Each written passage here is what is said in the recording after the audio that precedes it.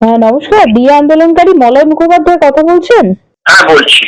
মলয়দা, যেটা আজকের দিনে আমাদের প্রশ্ন, যে আজকে তো 31 মার্চ হয়ে গেল, সুপ্রিম কোর্টের যে সময়সীমা প্রথম কিস্তির ডিএ দিয়ে দেওয়ার কথা, ডিএ তো এখনো পর্যন্ত আসেনি, মানে ডিএ যে বকেয়া টাকা সেটা এখনো অ্যাকাউন্টে আসেনি।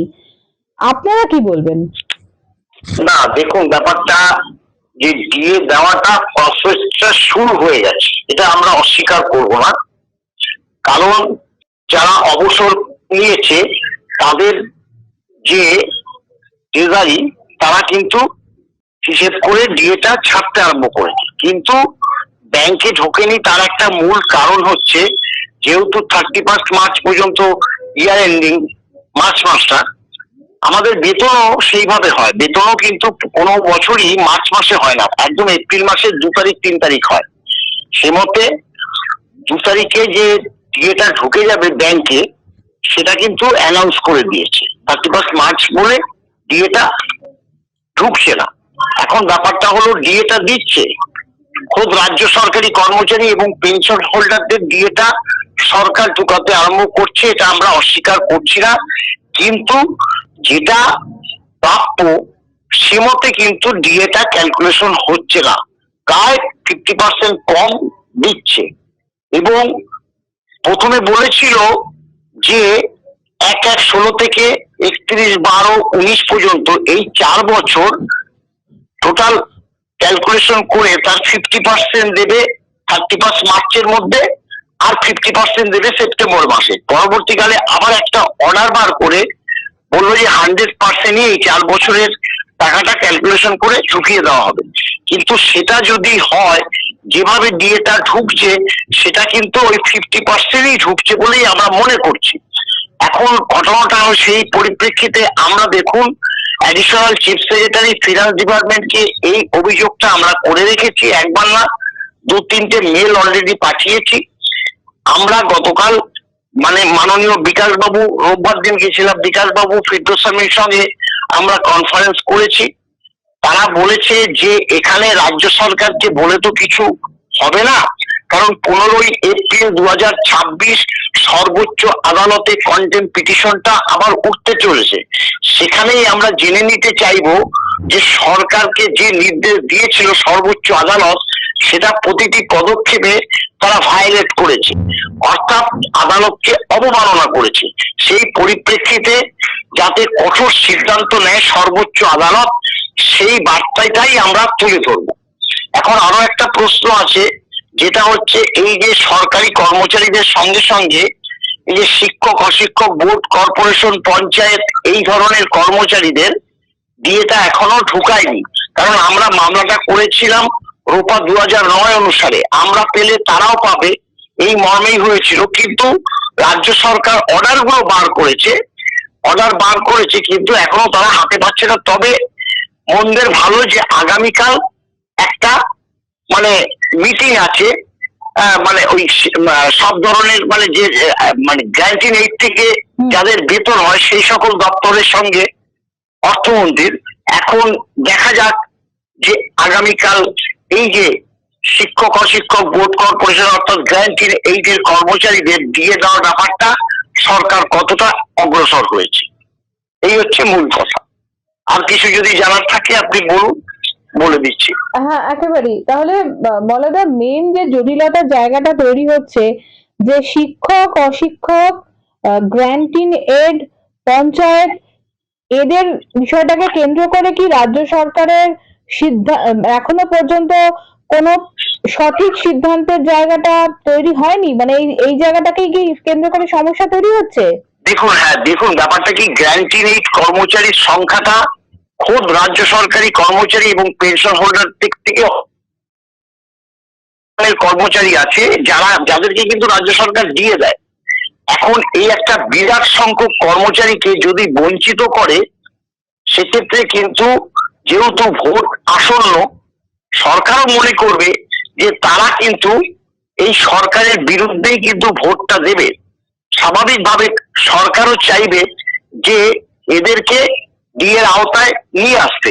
সেই কারণেই আমরা আশা করছি যে এদেরও খুব শীঘ্রই একটা অর্ডার বার করে ডিএটা ঢুকাবার কথা সরকার নোটিফিকেশন জারি করবে, এবং তারা যদি নোটিফিকেশন যদি একবার জারি হয়ে যায়, তো এপ্রিল মার্চ মাস তো শেষ হয়ে গেল, এপ্রিল মাসে যদি দেয় যে এপ্রিল মাসের মধ্যে বা ফার্স্ট উইক অফ মে, যেটাই বলুক না কেন, এক মাস দেরি হলে তো কিছু হবে না, নোটিফিকেশনটা জারি করলেও তারা পাবে, তাহলে তো আমাদের আপত্তি কিছু নেই, এবং তারাও হয়তো নিশ্চয়ই মেনে নেবে যদি সরকার এই সিদ্ধান্তটা নেয়।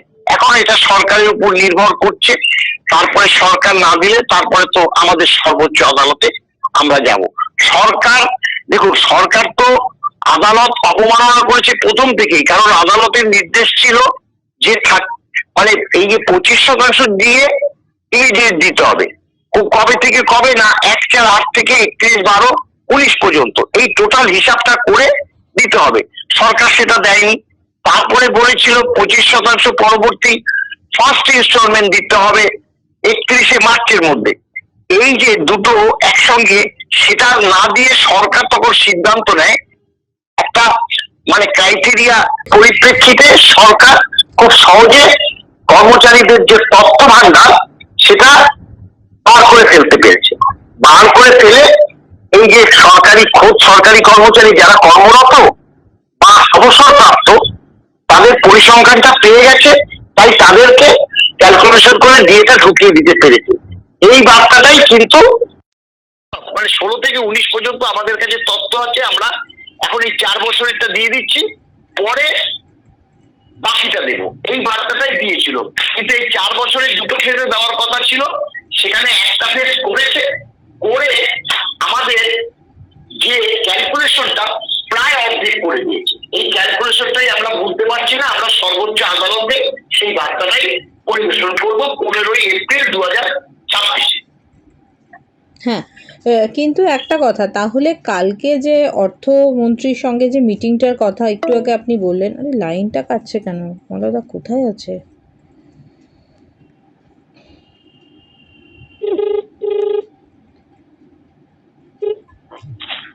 আসল কথা কি হচ্ছে বলতো, ব্যাপারটা হলো এত ফোন ঢুকছে না, হ্যাঁ, যার জন্য আমি কারোর সাথে কথাও বলতে পারছি না।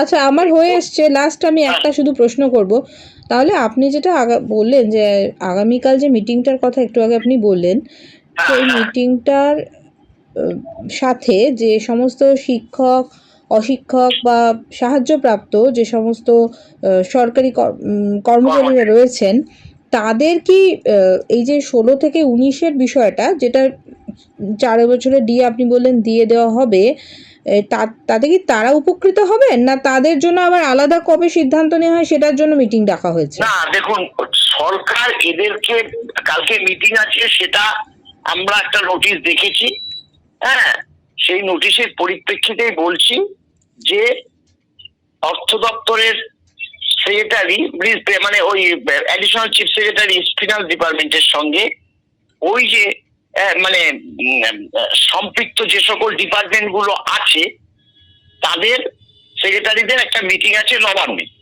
সেখানে তারা সিদ্ধান্ত নেবে এই যে গ্র্যান্টিং এইড কর্মচারী, এই গ্র্যান্টিং এইড কর্মচারী দিয়ে হচ্ছে কথা বলে শিক্ষক, অশিক্ষক, বোর্ড, কর্পোরেশন, পঞ্চায়েত, প্রফেসর, এদের হচ্ছে গ্র্যান্টিং এইড থেকে বেতন হয়, এদের নিয়ে সিদ্ধান্ত নেবে। এখন সরকার কি সিদ্ধান্ত নেবে সেটা তো আমরা জানি না, সেই সিদ্ধান্তের জন্য আমরা তাকিয়ে থাকবো যে তাদেরকে, শুধু এইটুকুই আমাদের মনে একটা ভরসা আছে, সামনে ইলেকশন, অতএব এই যে বিরাট সংখ্যক কর্মচারী তাদেরকে ডিপ্রাইভ করবে না বলেই আমরা মনে করছি।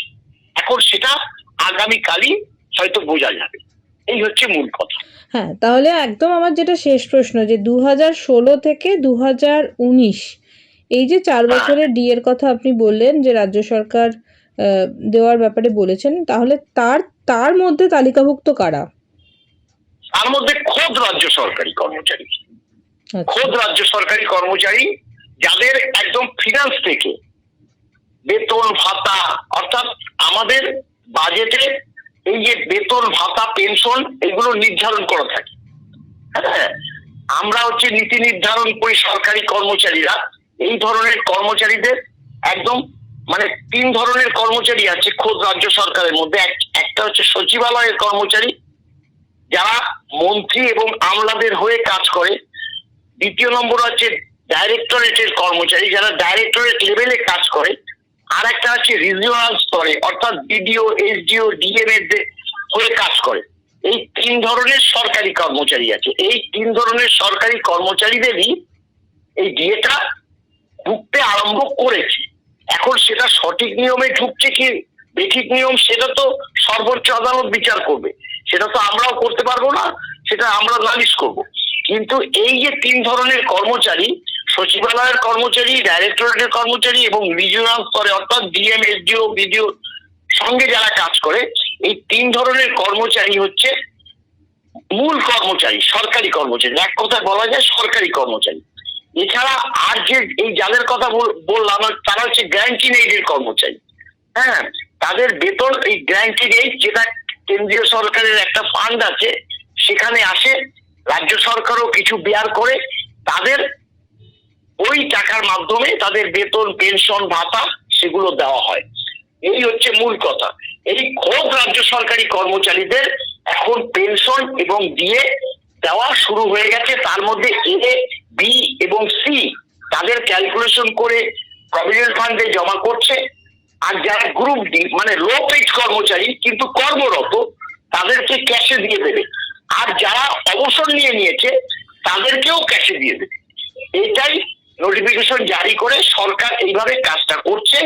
কিন্তু আমাদের মূল কথা হচ্ছে, করুক, 2 মাস পরে পেলে আমাদের অসুবিধা নেই, কিন্তু নির্দিষ্ট নিয়মটা মানছে না রাজ্য সরকার, সেটাই আমাদের মূল অভিযোগ এখন।